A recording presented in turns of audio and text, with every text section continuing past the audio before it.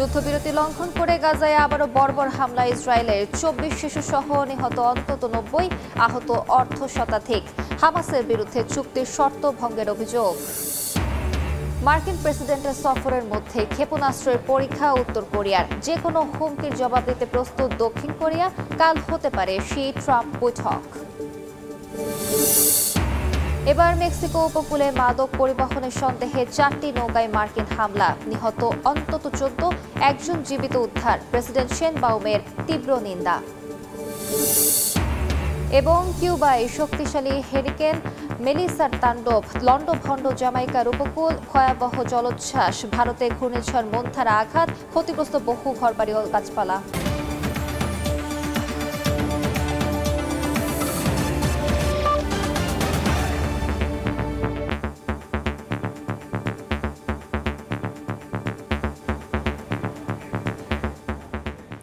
আন্তর্জাতিক সময়ের সঙ্গে আছি আমি আলিশা ইসলাম। যুদ্ধবিরতি লঙ্ঘন করে গাজায় আবারও ভয়াবহ সামরিক অভিযান চালিয়েছে ইসরায়েল। মঙ্গলবার রাতভর হামলায় ২৪ শিশুসহ নিহত হয়েছেন অন্তত ৯০ জন। একযোগে গাজা সিটির সাবরাপাড়া থেকে খান ইউনিস পর্যন্ত বোমা বর্ষণ করে দখলদার বাহিনী। এর আগে হামাসের বিরুদ্ধে যুদ্ধবিরতি লঙ্ঘনের অভিযোগ এনে উপত্যকায় পুনরায় হামলা শুরুর নির্দেশ দেন ইসরায়েলের প্রধানমন্ত্রী বেনিয়ামিন নেতানিয়াহু। হামলার পরও যুদ্ধবিরতি টিকে আছে বলে মন্তব্য করেছে যুক্তরাষ্ট্র। আবারও আর্তনাদ আর আহাজারিতে ভারী হয়ে উঠেছে গাজার চারপাশ। স্থানীয় সময় মঙ্গলবার চলমান যুদ্ধবিরতি লঙ্ঘন করেই আকাশপথে জোরদার হামলা চালায় ইসরায়েল। গাজা সিটির সাবরা এলাকায় একটি বাড়ি লক্ষ্য করে হামলা চালানো হয়। পশ্চিম তীরের শরণার্থী শিবিরেও হামলা হয় আল শিফা হাসপাতালের আশপাশে। কামান থেকে গোলা ছোড়া হয় দের আল বালা এলাকার বিভিন্ন স্থানে। এতে বেশ কয়েকজন নিহত হয়েছেন, আহত হয়েছেন আরও অনেকে। হামলার কিছুক্ষণ আগেই রাফা সীমান্তে ইসরায়েলি বাহিনীকে লক্ষ্য করে ফিলিস্তিনের স্বাধীনতাকামী সংগঠন হামাস হামলা চালিয়েছে বলে অভিযোগ করেন ইসরায়েলের প্রধানমন্ত্রী বেনিয়ামিন নেতানিয়াহু। এর জেরে গাজায় শক্তিশালী হামলা চালানোর নির্দেশ দেন তিনি। তবে হামাস এমন অভিযোগ সরাসরি অস্বীকার করেছে। সংগঠনটি জানায় রাফা সীমান্তের কোনো হামলার সঙ্গে তারা যুক্ত ছিল না। এরই মধ্যে গণমাধ্যম অ্যাসোসিয়েটেড প্রেস জানিয়েছে, গাজায় সর্বশেষ হামলার বিষয়ে যুক্তরাষ্ট্রকে আগে থেকেই জানিয়েছিল ইসরায়েল। স্পষ্ট লঙ্ঘন সত্ত্বেও মার্কিন ভাইস প্রেসিডেন্ট জেডি ভ্যান্স দাবি করেছেন উপত্যকাটিতে যুদ্ধবিরতি এখনও বজায় আছে, তবে ছোটখাটো সংঘর্ষ হবে বলেও মন্তব্য করেন তিনি। ইসরায়েল হামাসের হামলার জবাব দিচ্ছে বলেও জানান ভ্যান্স। যদিও ওয়াশিংটন এখনও ইসরায়েলের হামলায় ফিলিস্তিনি নিহত হওয়ার ঘটনায় কোনো কঠোর সমালোচনা করেনি। ইসরায়েলের সর্বশেষ হামলাকে যুদ্ধবিরতির স্পষ্ট লঙ্ঘন বলে আখ্যা দিয়েছে তুরস্ক। দেশটির পররাষ্ট্র মন্ত্রণালয়ের বিবৃতিতে বলা হয়, গাজায় নাগরিক হতাহতের খবর গভীর উদ্বেগের বিষয়। আবারও ইসরায়েলকে সংযত থাকার আহ্বান জানিয়েছে আঙ্কারা। একই সঙ্গে জাতিসংঘের ফিলিস্তিনি তদন্ত কমিশনের প্রধান জানান, এই হামলা গাজায় ইসরায়েলের স্থায়ী সামরিক দখল প্রতিষ্ঠা ও জনসংখ্যা পরিবর্তনের ইঙ্গিত দিচ্ছে। মালিহা সুহরওয়ার্দী, সময় সংবাদ। গাজার গণহত্যায় মদদ দিয়েছে ভারতের টাটা গ্রুপ। চাঞ্চল্যকর এই তথ্য প্রকাশ করেছে নিউ ইয়র্ক ভিত্তিক মানবাধিকার সংস্থা সালাম। সংস্থাটির প্রতিবেদন থেকে বলছে, ফিলিস্তিনে ইসরায়েলি দখলদারিত্ব ও সামরিক আগ্রাসনে অস্ত্র প্রতিরক্ষা ও ডিজিটাল প্রযুক্তি সরবরাহ করছে ভারতীয় এই প্রতিষ্ঠান। তবে এ বিষয়ে এখনও কোনো মন্তব্য করেনি টাটা গ্রুপ। 2023-এর 7 অক্টোবরের রাতে ইসরায়েলের উপর হামাসের হামলার পর থেকেই তেল আবিবের প্রতি নমনীয় হতে দেখা যায় ভারতকে। ইসরায়েলের ওপর হওয়া তথাকথিত অবিচার বিষয়ে প্রতিনিয়ত সহমর্মিতা দেখিয়ে গেছে মোদী প্রশাসন। যেখানে নিরীহ গাজাবাসীর আর্তনাদ ও ধূলিসাৎ হয়ে যাওয়া শহরগুলো নিয়ে তেমন মুখ খুলতে দেখা যায়নি নয়াদিল্লিকে। উল্টো এবার গাজায় হওয়া আগ্রাসনের সঙ্গে ভারতীয় ব্যবসা প্রতিষ্ঠানের সম্পৃক্ততা উঠে এসেছে গণমাধ্যমের সামনে।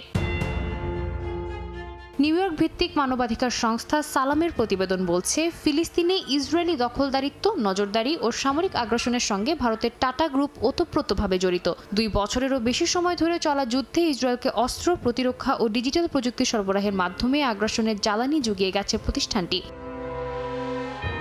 তাই তাদের ভারত ইসরায়েল বন্ধুত্বের মূল সহায়ক হিসেবে উল্লেখ করা হয়েছে। তবে এসব অভিযোগের কোনো জবাব দেয়নি টাটা গ্রুপ।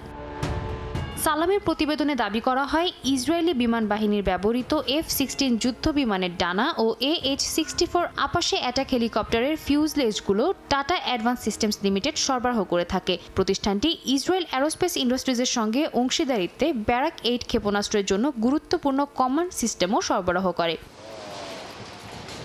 স্থলযানের ক্ষেত্রে টাটা মোটরস ও তার সহযোগী প্রতিষ্ঠান জাগুয়ার ল্যান্ড রোভার তেল আবিবকে MDT ডেভিড হালকা সাজোয়া যানের গুরুত্বপূর্ণ যন্ত্রাংশ দেয়, যেগুলো পশ্চিম তীরে দখলদারি অভিযান চালাতে ব্যবহৃত হয়। ফিলিস্তিনে ইসরায়েলি নজরদারিতে ব্যবহৃত cloud computing system project Nimbus সরবরাহ করে tata consultancy services.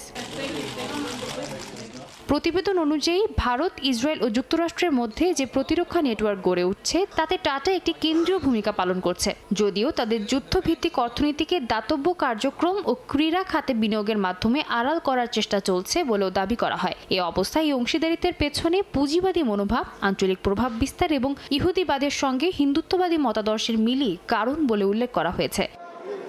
Sadia Tasnim, সময় সংবাদ। দ্রুতই চীন এবং দক্ষিণ কোরিয়ার সঙ্গে যুক্তরাষ্ট্রের বাণিজ্য চুক্তি স্বাক্ষর হবে বলে মন্তব্য করেছেন মার্কিন প্রেসিডেন্ট ডোনাল্ড ট্রাম্প। এপেক সম্মেলনে যোগ দিতে দক্ষিণ কোরিয়া সফরকালে এ কথা বলেন তিনি। এ সময় ট্রাম্পকে দক্ষিণ কোরিয়ার সর্বোচ্চ সম্মাননা দেন দেশটির প্রেসিডেন্ট। একই দিন সম্মেলনের বাইরে ট্রাম্প ও চীন বিরোধী বিক্ষোভ করেন শত শত মানুষ।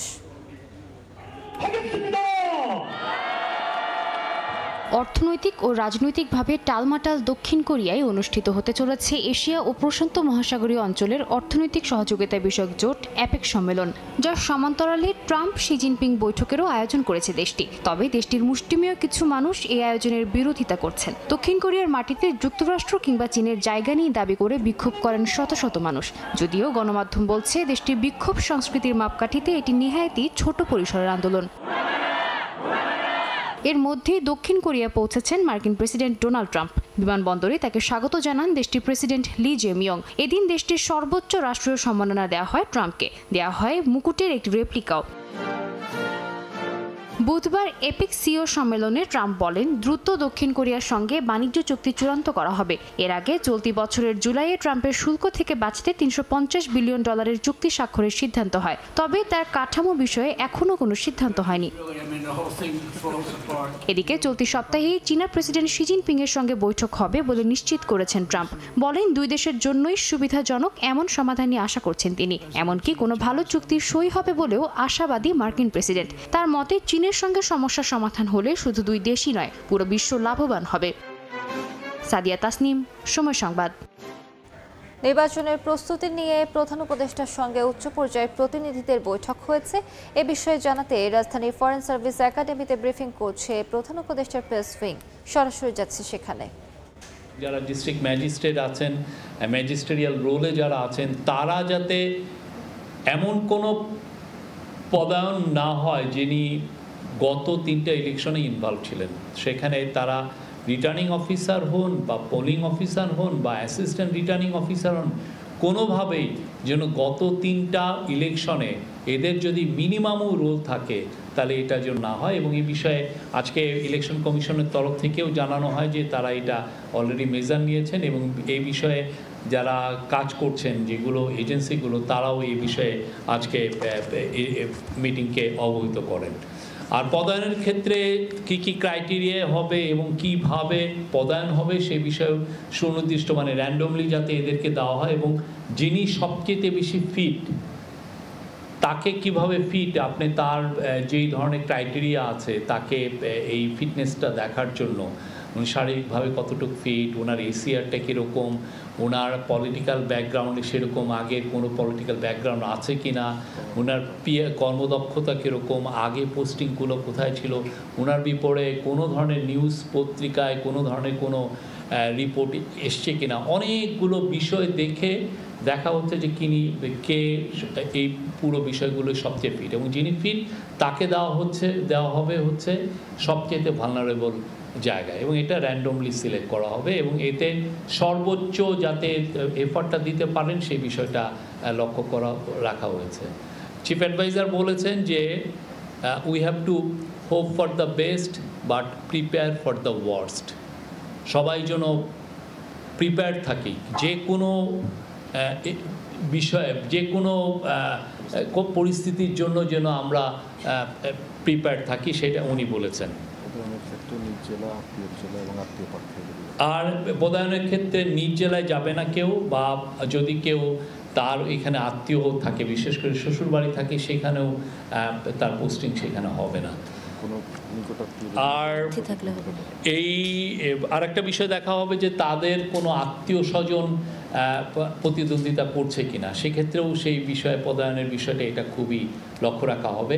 আর এই বিষয়ে কাজ যে কর্মসূচি সেটা 1 নভেম্বর থেকেই শুরু হবে আপনার। এবং একই বিষয়ে পুলিশের তরফ থেকে বিশেষ করে লেফটেন্যান্ট জেনারেল জাহাঙ্গীর আলম চৌধুরীও জানিয়েছেন যে তারাও এইভাবেই দেখছেন যে কে সবচেয়ে ফিট, এবং তারা এইভাবে অলরেডি একটা লিস্টও করে ফেলেছেন 64 জনের, যে কোথায় কাকে কোথায় দেওয়া হবে, এবং এইটা যাতে র্যান্ডমলি হয় এবং এই বিষয়ে যাতে সর্বোচ্চ নিউট্রালিটি এবং আনবায়াস থাকে, সেই বিষয়ে আজকে চিফ অ্যাডভাইজার বারবার বলেছেন।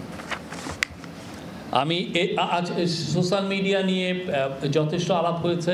সোশ্যাল মিডিয়ার মাধ্যমে আপনারা জানেন যে কিভাবে মিস ইনফরমেশন, ডিসইনফরমেশন ছড়ানো হচ্ছে, সেটা নিয়ে আজকের মিটিংয়ে বড় রকমের আলাপ হয় এবং দুইটা কমিটি করার কথা বলা হয়।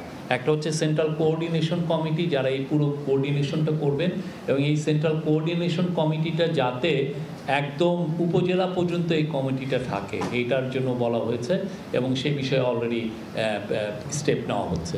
আর একটা হচ্ছে যে সেন্ট্রাল কমিটি ডিসইনফরমেশনের জন্য একটা কমিটি, এটা পুরো আপ টু সেন্ট্রাল একটা ইলেকশন কমিশনের থাকবে, এটা এখানে মন্ত্রণালয়গুলোতেও থাকবে যারা এই বিষয়গুলো দেখছেন।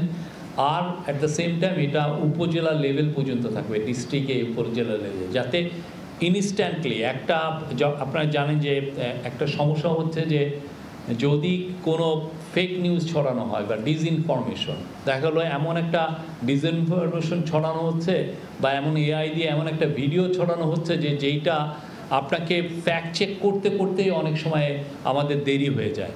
তো এইটা যাতে এই ফ্যাক্ট চেকিংয়ের টাইমটা যাতে খুব কম সময় করা যায়, সেই বিষয়ে আজকে স্ট্রেস দেওয়া হয়েছে এবং এই বিষয়ে যা লজিস্টিক্যাল যা সাপোর্ট আছে লাগে, সেটার জন্য আইসিটি মিনিস্ট্রিকে বলা হয়েছে এবং কালচারাল মিনিস্ট্রিকেও বলা হয়েছে। তারা এই ব্যাপারে সুনির্দিষ্ট মুভ খুব সহজেই নেবেন, যাতে ফ্যাক্ট চেকিংগুলো খুব দ্রুত করা যায় এবং এই যে কোনো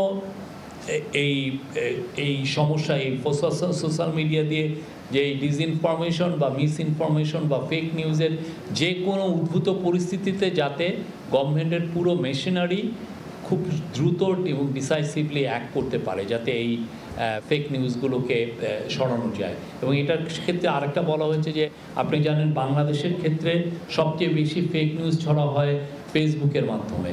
তো ফেসবুকের সাথেও এই আমরা যাতে আরও গভীরভাবে নিবিড়ভাবে কথাবার্তা বলে যে আমাদের যে কনসার্নগুলো সেগুলো তাদেরকে জানাই, সে বিষয়েও জানানো হয়েছে। আর আজকে সিকিউরিটি সিচুয়েশন নিয়ে আলাপ হয়েছে, কিভাবে ডিপ্লয়মেন্ট হবে। আর্মির তরফ থেকে বলা হয়েছে যে 92,500 মতো আর্মি এবং নেভি ট্রুপস ডিপ্লয় থাকবে, তার মধ্যে 90,000 হচ্ছে আর্মি, বাকিটা হচ্ছে নেভি। তারা ডিপ্লয়েড থাকবে। আর্মি পুরো বাংলাদেশের প্রত্যেকটা উপজেলায় তারা এক কোম্পানি করে তাদের ডিপ্লয়মেন্টটা থাকবে। এবং এছাড়া সিকিউরিটি সিচুয়েশন বিশেষ করে 72 ঘন্টা আগের যে সিচুয়েশনে, যে ইলেকশনের আগের 72 ঘন্টা এবং ইলেকশনের পরের যে উদ্ভূত পরিস্থিতি, এগুলো কীভাবে ট্যাকেল করা যায় এবং সেই বিষয়ে কীভাবে স্থানীয় জনগণ, ভলান্টিয়ার, এদেরকে কীভাবে সম্পৃক্ত করা যায়, সেই বিষয়েও বিস্তারিত আলোচনা হয়েছে।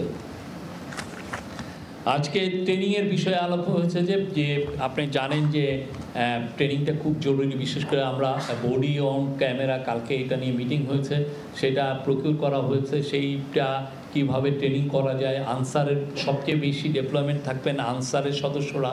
আনসারের সদস্যদের অলরেডি ট্রেনিং হচ্ছে এবং ট্রেনিংটা যাতে আরও এফেক্টিভ ট্রেনিং হয় এবং এই বিষয়ে ট্রেনিং রিলেটেড যতগুলো ভিডিও আছে এটা খুব দ্রুত যাতে এটা ইলেকশন কমিশনের ওয়েবসাইটে বা টিভি, স্টেট টান টিভি, বিটিভিতে এটা আসে, সে বিষয়েও চিফ অ্যাডভাইজার বারবার বলেছেন এবং এটা খুব দ্রুত এই কাজটা করার কথা। মানে এই রিলেটেড প্রিপারেশনগুলো খুব দ্রুত পসিবলি বাই 15ই নভেম্বরের মধ্যে নেওয়ার জন্য বলা হয়েছে।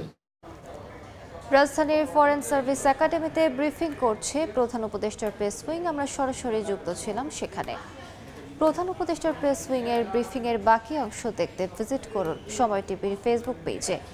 মার্কিন প্রেসিডেন্ট ডোনাল্ড ট্রাম্পের দক্ষিণ কোরিয়া সফরের আগ মুহূর্তে নতুন করে ক্রুজ ক্ষেপণাস্ত্রের পরীক্ষা চালিয়েছে উত্তর কোরিয়া। দেশটির সামরিক বাহিনীকে যুদ্ধের জন্য প্রস্তুত রাখতে এ ধরনের পরীক্ষা অব্যাহত থাকবে বলে জানিয়েছে পিয়ংইয়ং। তবে যে কোনো হুমকির বিরুদ্ধে জবাব দিতে প্রস্তুত বলে জানিয়েছে সিউল। দুই দেশের পাল্টাপাল্টি সামরিক পদক্ষেপের কারণে কোরীয় উপদ্বীপে নতুন করে উত্তেজনা বাড়ছে বলে মনে করেন বিশ্লেষকরা। মার্কিন প্রেসিডেন্ট ডোনাল্ড ট্রাম্প দক্ষিণ কোরিয়ার মাটিতে পা রাখার আগ মুহূর্তে নতুন করে সামরিক শক্তি প্রদর্শন করল উত্তর কোরিয়া। স্থানীয় সময় মঙ্গলবার পিচ সাগরে কয়েকটি ক্রুজ ক্ষেপণাস্ত্রের সফল পরীক্ষা চালানোর দাবি করে সে দেশের রাষ্ট্রীয় গণমাধ্যম। 2 ঘন্টার বেশি সময় আকাশে উড়ে নির্ভুলভাবে লক্ষ্যবস্তুতে আঘাত হানতে সক্ষম হয় ক্ষেপণাস্ত্রগুলো। এই পরীক্ষার তদারকি করেন উত্তর কোরিয়ার শীর্ষ সামরিক কর্মকর্তা পাক জনচন। তিনি বলেন, দেশের সামরিক বাহিনীকে যুদ্ধের জন্য প্রস্তুত রাখতে এই ধরনের পরীক্ষা ভবিষ্যতেও অব্যাহত থাকবে। কৌশলগত সক্ষমতা যাচাই এবং শত্রুদের সামনে উত্তর কোরিয়ার শক্তি তুলে ধরতেই তাদের পরীক্ষা বলেও জানান ওই শীর্ষ কর্মকর্তা। তবে দক্ষিণ কোরিয়া বলছে ক্ষেপণাস্ত্র ছোড়ার প্রস্তুতি আগে থেকেই শনাক্ত করা হয়েছিল। উত্তর কোরিয়ার উত্তর পশ্চিম উপকূল থেকে এসব ক্ষেপণাস্ত্র ছোড়া হয়। যুক্তরাষ্ট্রের সঙ্গে সমন্বিত প্রতিরক্ষা ব্যবস্থা জোরদারের পাশাপাশি যে কোনো উত্তেজনার বিরুদ্ধে জবাব দিতে সিউল প্রস্তুত বলেও হুঁশিয়ারি দেওয়া হয়। উত্তর কোরিয়ার ক্ষেপণাস্ত্র পরীক্ষা নিয়ে ক্ষুব্ধ প্রতিক্রিয়া জানিয়েছে দক্ষিণ কোরিয়ার সাধারণ মানুষ। আমি মনে করি ঘটনাটি কিম জং উনের মতোই অপ্রত্যাশিত ছিল। তিনি কোনো কথা না বলেই এক ধরনের বার্তা দিতে চাচ্ছেন, বিশ্বকে দেখাতে চাচ্ছেন যে তিনি এখনো শক্ত অবস্থানে আছেন।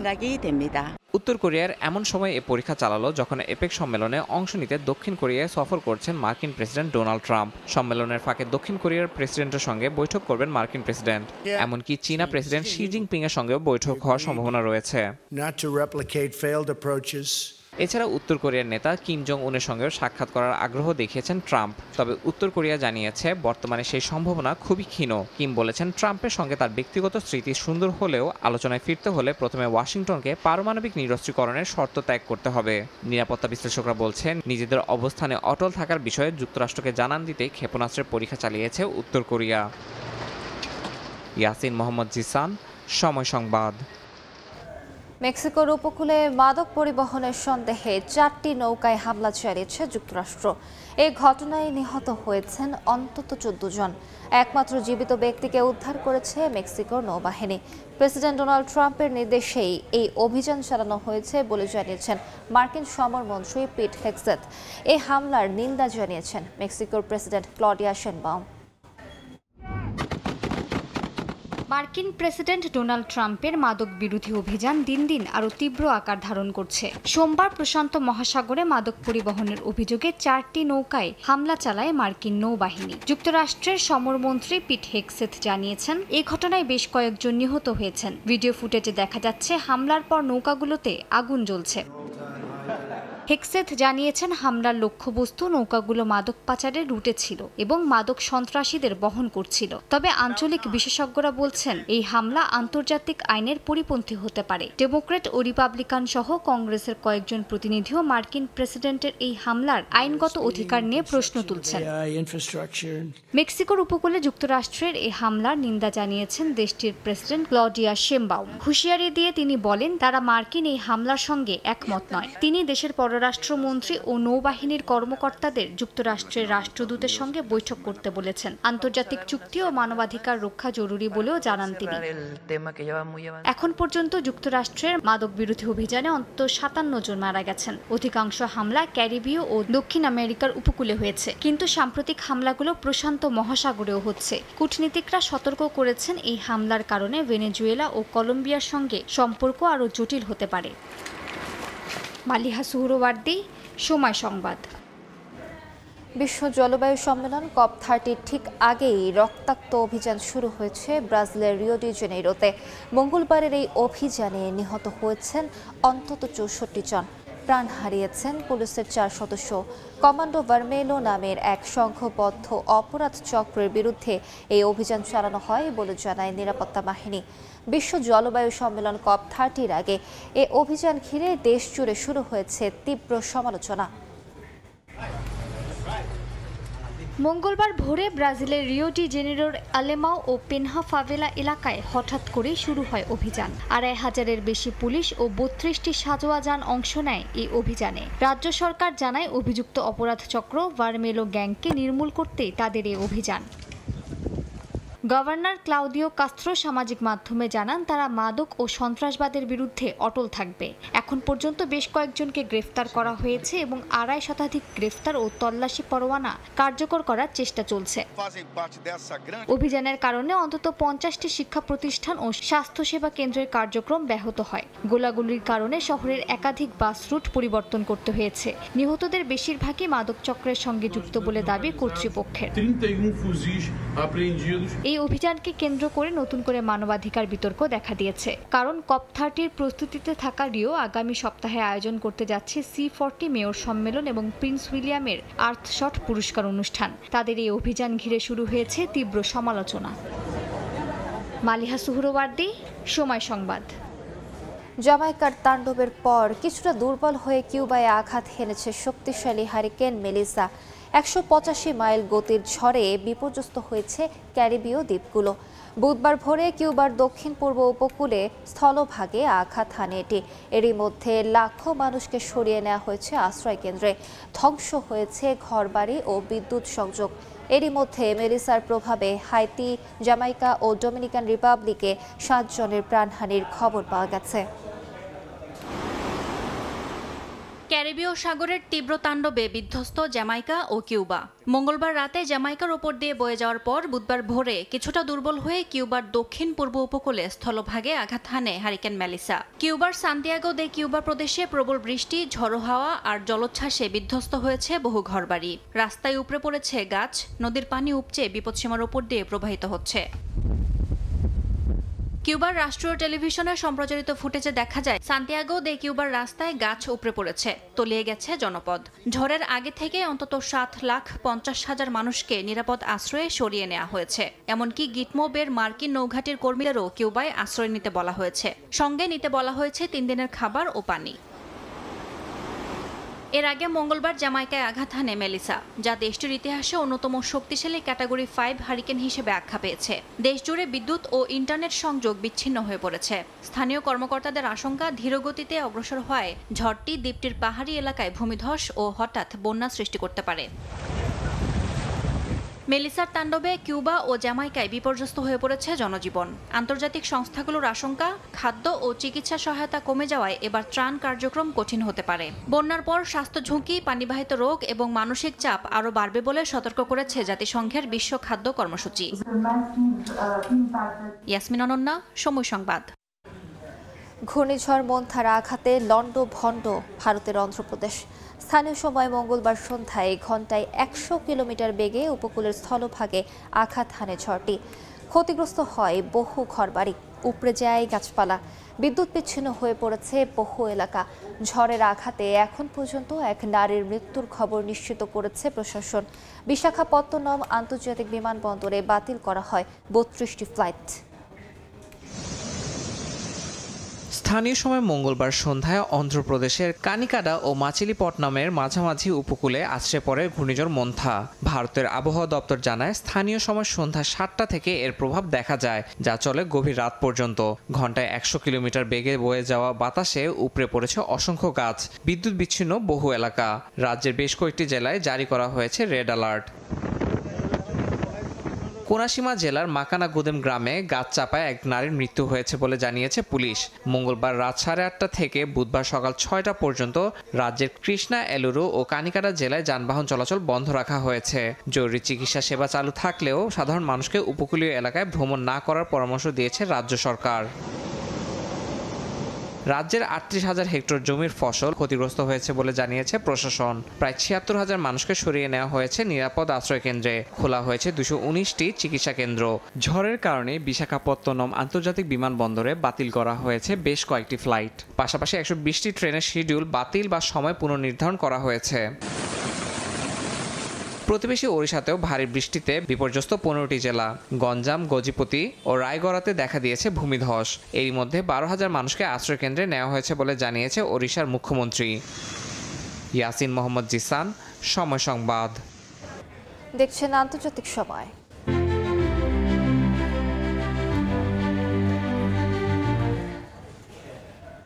ভারতে দীপাবলি উৎসবে নতুন এক ধরনের বাজি কার্বাইড গান ফুটিয়ে অন্ধ হয়েছে বহু শিশু কিশোর। শুধুমাত্র ভোপালেই কার্বাইড গান বাজির কারণে আহত হয়েছেন শতাধিক মানুষ।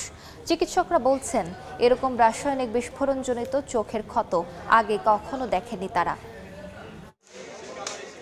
ভারতের নেপালের হাসপাতালে বসে বা চোখ হারানো 15 বছরের আরিশ দীপাবলির আনন্দে যে বাজি কিনেছিল সেটি আজ অন্ধকার করে দিয়েছে তার জীবন। চোখে অস্ত্রোপচার হয়েছে, তবে চিকিৎসকরা জানেন না দৃষ্টি ফেরার সম্ভাবনা কতটা।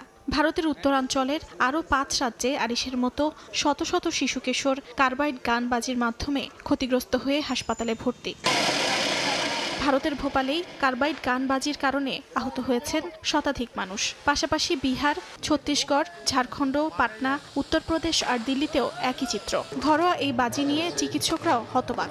বলছেন রাসায়নিক দাহে কর্নিয়া গলে যাচ্ছে, দৃষ্টিশক্তি স্থায়ীভাবে হারাচ্ছে শিশুরা। এরকম রাসায়নিক বিস্ফোরণজনিত চোখের ক্ষত আগে কখনো দেখেননি তারা। কার্বাইড গান বাজি বানানোর ভিডিও ছড়িয়ে পড়ে সামাজিক মাধ্যমে। এতে বাচ্চারা নিজেরাই বানাতে সক্ষম এই বাজি। প্লাস্টিক পাইপে ক্যালসিয়াম কার্বাইড ভরে জ্বালানো হয়, তারপর গুলির মতো শব্দ আর আলোর ঝলকানি। তবে কখন ফাটবে তার কোনো নিশ্চয়তা নেই। কৌতূহলবশত পাইপের ভেতর উকি দিতেই হয় বিস্ফোরণ। অর্জিতা শেহজিন, সময় সংবাদ। EDF Aluminium, redefine possibilities. যুক্তরাষ্ট্রের শাটডাউন তুলে নিতে টানা 13তম বার ব্যর্থ হয়েছে মার্কিন সিনেট। এরই মধ্যে রিপাবলিকান সিনেটরদের সঙ্গে গোপন বৈঠকে সামরিক বাহিনীর বেতন আগামী শুক্রবারের মধ্যেই পরিশোধ করা হবে বলে আশ্বাস দিয়েছেন ভাইস প্রেসিডেন্ট জেডি ভ্যান্স। এদিকে নভেম্বরে 4 কোটির বেশি মানুষ সরকারি খাদ্য সহায়তা হারাবেন বলে শঙ্কা করা হচ্ছে। বিমান চলাচল সংকটাপন্ন। বিমান পরিবহন খাতের কর্মীরা বেতন না পাওয়ায় বিকল্প চাকরি খুঁজছেন। যুক্তরাষ্ট্রের অচল অবস্থা দিনে দিনে জটিল হয়ে উঠছে। স্থানীয় সময় মঙ্গলবার আবারও মার্কিন সিনেটররা ব্যর্থ হয়েছেন শাটডাউন সমস্যার সমাধানে। 13তম প্রচেষ্টাতেও সরকারি কার্যক্রম পুনরায় চালু করার বিল পাশ হয়নি। প্রয়োজনীয় 60 ভোটের পরিবর্তে 54-45 ভোটে ব্যর্থ হয়েছে এই বিল। এদিনও একে অপরের ওপর দোষ চাপাতে ব্যস্ত ছিলেন ডেমোক্র্যাট ও রিপাবলিকানরা। মার্কিন vice president J D Vance Republican সিনেটরদের সঙ্গে 40 মিনিটের রুদ্ধদ্বার বৈঠক করেছেন। বৈঠক শেষে তিনি জানান দেশের এই অচলাবস্থা কাটিয়ে ওঠা অত্যন্ত জরুরি হয়ে গেছে। তবে তিনি আশ্বাস দিয়েছেন সামরিক বাহিনীর সদস্যরা আগামী শুক্রবারের মধ্যে বেতন পেয়ে যাবেন। যুক্তরাষ্ট্রের 28টি অঙ্গরাজ্যে ট্রাম্প প্রশাসনের বিরুদ্ধে মামলা হয়েছে। কারণ স্ন্যাপ বা খাদ্য সহায়তা বন্ধ হলে প্রায় 4 কোটি মানুষ ক্ষতিগ্রস্ত হবে। বিমান চলাচলেও প্রভাব পড়ছে। গেল সোমবার প্রায় 7,000 ফ্লাইট এবং রোববার 8,800 ফ্লাইট বিলম্বিত হয়েছে। শাটডাউন দীর্ঘায়িত হওয়ার কারণে শত শত এয়ার ট্রাফিক কন্ট্রোলার বিকল্প চাকরিতে অংশ নিয়েছেন। বেতন না পাওয়া এবং কর্মী সংকট বিমান নিরাপত্তার উপর চাপ বাড়াচ্ছে বলে মনে করছেন বিশেষজ্ঞরা। কিছু কন্ট্রোলার ফুড ডেলিভারি বা উবার ড্রাইভারের মতো চাকরি নিচ্ছেন। মালিহা সুহরওয়ার্দী, সময় সংবাদ। নেদারল্যান্ডসে শুরু হয়েছে সাধারণ নির্বাচনের ভোট গ্রহণ। বুধবার সকাল থেকে উৎসবমুখর পরিবেশে এর নির্বাচন শুরু হয়। ভোটারদের সামনে এবার সিদ্ধান্ত, জনপ্রিয় দক্ষিণপন্থী নেতা গের্ট উইল্ডার্সের অভিবাসন বিরোধী জাতীয়তাবাদে আস্থা রাখবেন নাকি ফিরে যাবেন মধ্যপন্থী রাজনীতিতে। মাত্র 2 বছর আগে 2023 সালের নির্বাচনে প্রথম স্থান অধিকার করেছিলেন উইল্ডার্স। গঠন করেছিলেন রক্ষণশীল জোট, যা তিনি নিজেই ভেঙে দেন কঠোর শরণার্থী বিরোধী নীতি বাস্তবায়নে মতপার্থক্যের কারণে। ইউরোপ জুড়ে জনতাবাদের উত্থানের প্রেক্ষাপটে এই ভোটকে গুরুত্বপূর্ণ পরীক্ষা হিসেবে দেখা হচ্ছে। রাজনৈতিক বিশ্লেষকরা বলছেন, নেদারল্যান্ডসে স্থিতিশীল জোট গঠন এখন কঠিন ও দীর্ঘ প্রক্রিয়া। ভোটের আগের জরিপে বলা হয় প্রায় অর্ধেক ভোটারই এখনও সিদ্ধান্তহীন। দেখছেন আন্তর্জাতিক সময়, সঙ্গেই থাকুন। তুরস্কে দেশীয় প্রযুক্তিতে তৈরি প্রথম যুদ্ধ ট্যাঙ্ক আনুষ্ঠানিকভাবে সেনাবাহিনীর কাছে হস্তান্তর করেছে এরদোয়ান সরকার। রাজধানী আঙ্কারায় আলতাই ট্যাঙ্ক উদ্বোধন করেছেন দেশটির প্রেসিডেন্ট রিসেপ তাইয়েপ এরদোয়ান। দেশীয় প্রতিরক্ষা শিল্প স্বনির্ভরতার নতুন যুগে প্রবেশ করেছে বলে মন্তব্য করেন তিনি। তুরস্কের রাজধানী আঙ্কারায় বিএমসি কারখানায় আলতাই ট্যাঙ্ক তৈরির কারখানা উদ্বোধন করেন দেশটির প্রেসিডেন্ট রিসেপ তাইপ এরদোয়ান। দীর্ঘ পরীক্ষামূলক পর্যায় শেষে এই ট্যাঙ্কগুলো সেনাবাহিনীর কাছে আনুষ্ঠানিকভাবে হস্তান্তর করা হয়। আলতাই ট্যাঙ্ক তুরস্কের প্রযুক্তিতে নতুন এক যুগের সূচনা করেছে বলে জানান এরদোয়ান। ট্যাঙ্কের সক্ষমতা যাচাইয়ে এরই মধ্যে 35,000 কিলোমিটার সড়কপথে পরীক্ষা ও 3,700টি লাইভ ফায়ার ট্রায়াল সম্পন্ন হয়েছে। আলতাই ট্যাঙ্কে সংযোজিত হয়েছে আধুনিক fire control system, laser range finder ও ইমেজ স্টেবিলাইজেশন প্রযুক্তি, যা দূরপাল্লায় নির্ভুল লক্ষ্যভেদে আঘাত হানতে সক্ষম। প্রকল্প অনুযায়ী 250টি আলতাই ট্যাঙ্ক সেনাবাহিনীর কাছে হস্তান্তর করা হবে, যার ভেতর 85টি T1 এবং 165টি T2 ট্যাঙ্ক। বর্তমানে তুরস্কের প্রতিরক্ষা খাতে বিদেশি নির্ভরতা 20% নিচে নেমে এসেছে, যা 2 দশক আগে ছিল 80%-এরও বেশি। বিএমসি কোম্পানির কারখানায় এরই মধ্যে শুরু হয়েছে ব্যাপক উৎপাদন। কারখানাটির আয়তন প্রায় 8,40,000 বর্গমিটার, যার মধ্যে 63,000 বর্গমিটার জুড়ে রয়েছে ইনডোর প্রোডাকশন লাইন। এই কারখানা থেকে প্রতি মাসে 8টি আলতাই ট্যাঙ্ক ও 10টি আলতুক সাজোয়াজান তৈরি হবে। এতে কর্মরত থাকবেন 1,500-এর বেশি প্রযুক্তিবিদ ও কর্মী। অর্জিতা শেহজিন, সময় সংবাদ। দেখছেন আন্তর্জাতিক সময়, সঙ্গেই থাকুন। দেখছেন আন্তর্জাতিক সময়। আর্টিফিশিয়াল ইন্টেলিজেন্স বা কৃত্রিম বুদ্ধিমত্তা খাতে বিনিয়োগ বাড়াতে প্রায় 14,000 কর্মী ছাঁটাইয়ের সিদ্ধান্ত নিয়েছে যুক্তরাষ্ট্রের ই-কমার্স ভিত্তিক প্রতিষ্ঠান অ্যামাজন। আধুনিক প্রযুক্তির যুগে টিকে থাকার প্রস্তুতির অংশ হিসেবেই এই পদক্ষেপ বলে জানায় সংস্থাটি। যুক্তরাষ্ট্রের সবচেয়ে বড় ই-কমার্স ভিত্তিক প্রতিষ্ঠান অ্যামাজনের কার্যক্রম আরও সংগঠিত ও দক্ষভাবে পরিচালনায় বিতর্কিত সিদ্ধান্ত নিয়েছে প্রতিষ্ঠানটির কর্তৃপক্ষ। স্থানীয় সময় মঙ্গলবার অ্যামাজন জানায় তারা কর্পোরেট পর্যায়ে প্রায় 14,000 কর্মী ছাঁটাই করতে যাচ্ছে। খরচ নিয়ন্ত্রণ ও সংগঠন কাঠামো সরলীকরণের অংশ হিসেবে এই সিদ্ধান্ত নিয়েছে প্রতিষ্ঠানটি। কর্মীদের উদ্দেশ্যে পাঠানো এক বার্তায় প্রতিষ্ঠানটির সিনিয়র ভাইস প্রেসিডেন্ট ওয়েদ গ্যালেতি জানিয়েছেন, গ্রাহকের বর্তমান ও ভবিষ্যতের চাহিদার জায়গায় বিনিয়োগ করাই এখন তাদের লক্ষ্য। অ্যামাজন মূলত এখন কৃত্রিম বুদ্ধিমত্তা খাতকে সবচেয়ে গুরুত্ব দিয়ে সর্বোচ্চ বিনিয়োগের সিদ্ধান্ত নিয়েছে। বার্তা সংস্থা রয়টার্স জানিয়েছে, অ্যামাজনের ছাঁটাইয়ের সংখ্যা প্রথমে 30,000 পর্যন্ত হতে পারে বলে ধারণা করা হয়েছিল। বিশেষজ্ঞরা মনে করছেন এর প্রভাব পড়বে ই-কমার্স প্রতিষ্ঠানটির মানব সম্পদ, অপারেশনস, ডিভাইস ও সার্ভিসেস, এমনকি ওয়েব সার্ভিস ইউনিটেও। গেল জুনে অ্যামাজনের সিইও অ্যান্ডি জেসি ইঙ্গিত দিয়েছিলেন যে জেনারেটিভ এআই প্রযুক্তি কর্মসংস্থানের ধরন বদলে দেবে। 2022 সালেও অ্যামাজন প্রায় 27,000 কর্মী ছাঁটাই করেছিল।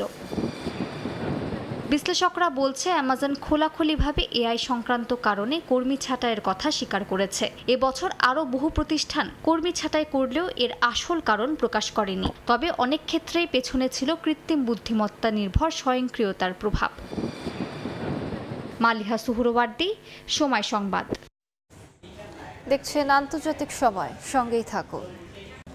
দেখছেন আন্তর্জাতিক সময়।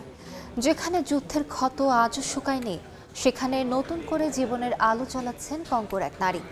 দেশটির গোমা শহরের একটি ওয়ার্কশপে নিজের পা হারিয়ে অন্যদের জন্য নতুন পা বানিয়ে ফিরিয়ে দিচ্ছেন হাঁটার সাহস। 2014 সালে বোমা বিস্ফোরণে হারিয়েছিলেন একটি পা। জীবন চলার আশা যেন তখনই থেমে যায়, কিন্তু না, দমে যাননি কঙ্গোর উইভেন কাভিরা মুকাটা। অদম্য ইচ্ছা শক্তি দিয়ে নিজের পায়ে দাঁড়ানোর পাশাপাশি এখন অন্যের স্বপ্ন পূরণের কারিগরও তিনি। উইভেন কাভিরা মুকাটা যুদ্ধ বিধ্বস্তদের জন্য তৈরি করেন কৃত্রিম অঙ্গ, যেন আবার তারা হাঁটতে পারেন, হাসতে পারেন, বাঁচতে পারেন। এক সময় ভাবতাম আমার জীবন শেষ, কিন্তু যখন প্রথম এক রোগীকে নতুন পায়ে হাঁটতে দেখলাম তখন বুঝেছিলাম এটাই আমার জীবনের কাজ, হারানো হাসি ফিরিয়ে দেয়া। মুকাটার হাতে তৈরি প্রতিটি কৃত্রিম অঙ্গ যেন এক একটি নতুন জীবনের প্রতীক। শিরিকা লা উমোজা অর্থোপেডিক সেন্টার, যেখানে প্রতিদিনই কেউ না কেউ ফিরে পান হাঁটার সাহস। কেবলই পা নয়, এখানে ফিরিয়ে দেওয়া হয় আত্মবিশ্বাস আর জীবনের মানে। এই ব্রেসগুলোর সাহায্যে আমি আবার হাঁটতে পারবো, কাজ করতে পারবো, পরিবারের জন্য রুটি রুজি জোগাড় করতে পারবো।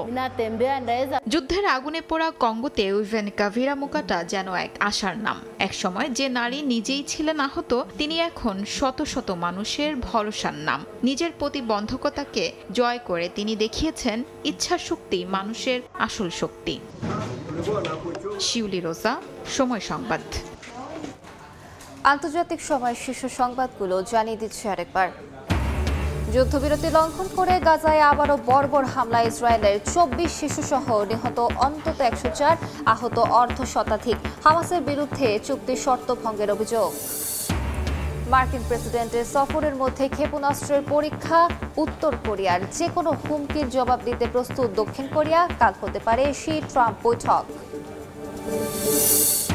এবং কিউবায় শক্তিশালী হারিকেন মেলিসার তাণ্ডব। লন্ডভন্ড জামাইকার উপকূল, ভয়াবহ জলোচ্ছ্বাস। ভারতে ঘূর্ণিঝড় মন্থার আঘাত, ক্ষতিগ্রস্ত বহু ঘরবাড়ি ও গাছপালা।